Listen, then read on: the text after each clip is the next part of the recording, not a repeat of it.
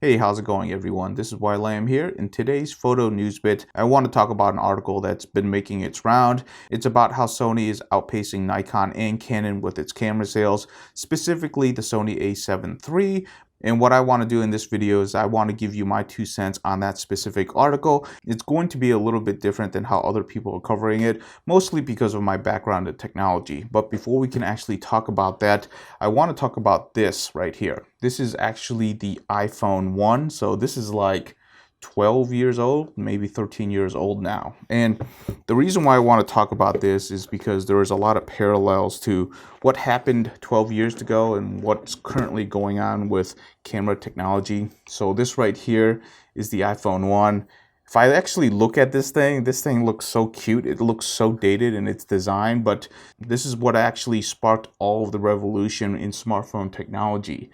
And the reason why that's important was I wasn't one of the first people that actually jumped on it. But after a certain amount of time, I did go into a store and I did play with it. I realized that this was actually the future and this thing is incredible. And that's the reason why I saved the case. And I also, left everything pristine there because I knew at a certain point I was actually going to refer back to this. Now, you may ask why that's important to the current subject, and the reason why I'm telling you about it is because I want to tell you about a tale of two companies and how they reacted to this new technology.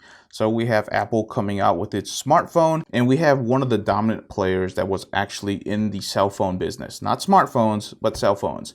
Hopefully everybody remembers the company called Nokia. They were pretty dominant. They were a huge company making plenty of cell phones.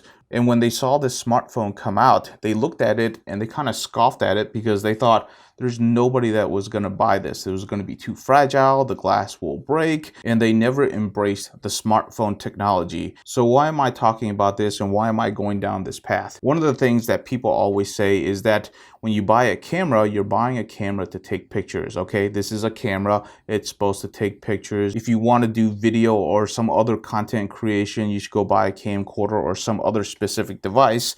And guess what? A lot of companies, a lot of big companies in the cell phone space said the exact same thing, and they're all out of business. And why is that? It's because we expect a lot more out of our technology nowadays. But when we look at these cameras nowadays, they're not really photo taking machines anymore. They're really content creating machines. Just like how a cell phone used to be just for making phone calls, but nowadays they're really content creating machines. In other words, when people actually want to improve their content creation, they should be stepping up to this, and it should be a direct upgrade to their smartphones in terms of content creation.